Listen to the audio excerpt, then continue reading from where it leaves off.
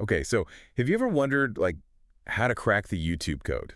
Everyone wants to know, right? Right. Well, we're diving into this video, how to grow a YouTube channel with free AI tools. It's from this channel, DreamCloud. And let me tell you, this guy, he's got some ideas. Yeah, it's a wild ride for sure. Yeah. This creator jumps right into this whole system he's created. It's like almost like a factory for content. Yeah, and it's all AI powered, right? Hmm. Like from finding like a trending topic to AI writing your script, and then boom, AI voiceover, free stock footage. He even uses AI for the art. Yeah, it's really fascinating to see this kind of shift in content creation. I mean, it used to be all about passion projects, right? Right. People pouring their heart into their videos. But this is different. This is about gaming the algorithm. Yeah, and he even picks this like random niche philosophy just to prove his point. Like imagine churning out videos about like Sartre and Camus, Yeah. but not even knowing like anything about existentialism. It's kind of mind-blowing when you think about it. And he's so focused on speed, like he really stresses keeping each video under an hour of work. Yeah, he's got the whole thing mapped out, like a treasure map to YouTube riches. Find a trending video, more views than subscribers, and replicate. Which is interesting, right? Because it highlights this gamified aspect of these online platforms, you know? Creators are basically incentivized to chase trends, even if it means sacrificing originality. And he actually finds this video about Albert Camus going viral. Yeah. It's kind of hilarious, right? But it just goes to show you there's an audience for everything, even if the creator is just, borrowing the passion. Yeah, and the tools he's using are pretty impressive, too. Writer, Flicky, Runway ML. These are powerful tools, and they're becoming more and more accessible every day. But is that a good thing? Mm-hmm. Well, what happens when everyone has access to these tools and everyone's just chasing trends? Right. I mean, it's definitely exciting, this democratization of technology and all.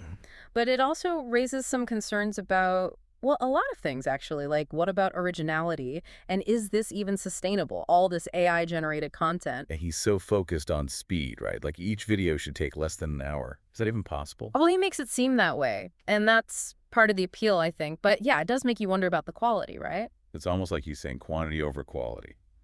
Pump out as much content as possible and hope something sticks. Exactly. And that might work in the short term, to get views.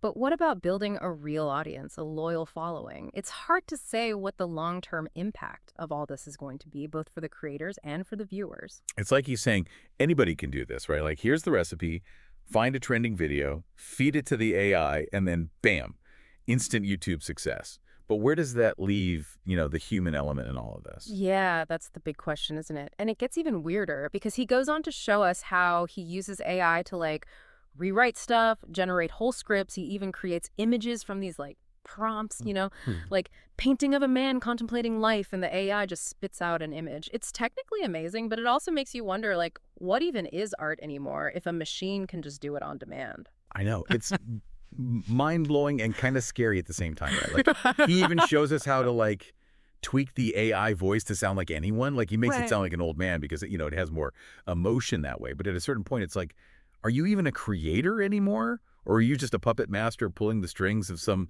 super advanced puppet? That's a great way to put it. It's like this blurring of the lines between human creativity and artificial, I don't know, mimicry, I guess. Yeah.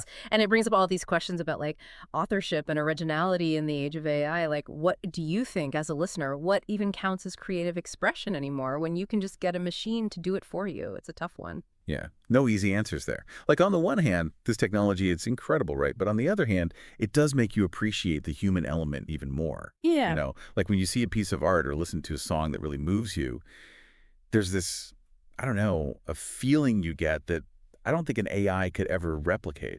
Totally. That gut feeling, that emotional response, that's what's missing from all of this. This creator is so focused on ease and speed, almost like he's saying anyone can create a masterpiece with a few clicks.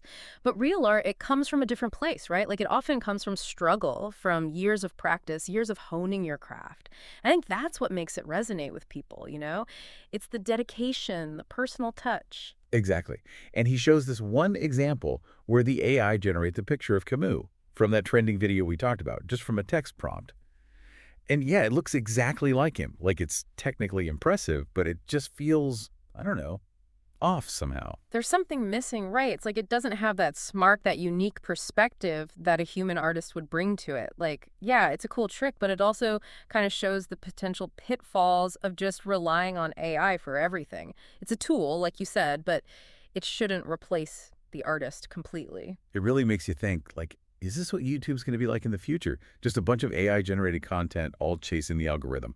It's definitely a possibility, right? Like, it's easy to imagine a future where everything's just, optimized for clicks and views. But I also think it's important to remember that AI is, at the end of the day, just a tool, right? Right. Like, it's like a paintbrush, a really, really advanced paintbrush. It can be used to create amazing things, or it can be used to, I don't know, paint the same fence over and over again. It really depends on the person using it. That's a good point. And this guy, the YouTuber we've been talking about, he's definitely good at using the tools, but I'm not sure I'd call what he's doing like art, Yeah, I see what you mean. Like, he's all about gaming the system, figuring out how to get the most views. But real creativity, whether it's on YouTube or anywhere else, it has to come from somewhere, right? Like, there has to be some kind of passion behind it, some kind of connection with the audience. But you're saying just because someone uses AI to make something doesn't mean it's automatically inauthentic. Not at all. Like, AI can be a really powerful tool for, I don't know, for brainstorming or for like getting over writer's block or even just for, making things look a little bit more polished. It's all about how you use it. So it's not about like throwing the tools away. It's about using them in the right way. Exactly. And I think for viewers, it's about being more aware of like what you're watching and why. Like, are you actually interested in this content or are you just being manipulated by the algorithm? So big picture. What's the takeaway here for our listeners? What do we want them to walk away thinking about? I think this whole deep dive into AI and YouTube, it's not about saying that technology is bad or that everything was better back in the old days. It's really about like understanding these new tools, the good and the bad, and figuring out how we can use them in a way that feels, I don't know, authentic and meaningful. Well said. So, listeners, next time you're on YouTube, take a second to think about the videos you're watching. Who's making them? Why? Are they trying to sell you something? Or are they genuinely passionate about what they're doing? And if you're a creator, think about how you can use these tools in a way that feels true to yourself. Thanks for coming along on this deep dive with us. We'll see you next time.